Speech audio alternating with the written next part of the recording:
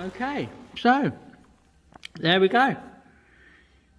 Little pair of tweezers. If I made another pair, I'd probably leave this end a little bit bigger, but it doesn't need to be. You know, this is lovely. Nice shape, nice and pinchy, as you want. I'll try and, if I can get them in focus, look, we can just get a layer of skin and just, look, so they work. They're up to the job.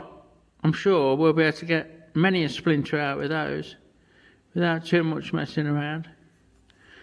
And a good use for a bit of old file. I'm going to see what I can make next time. Maybe make a knife. Something similar. Hey, thanks for watching.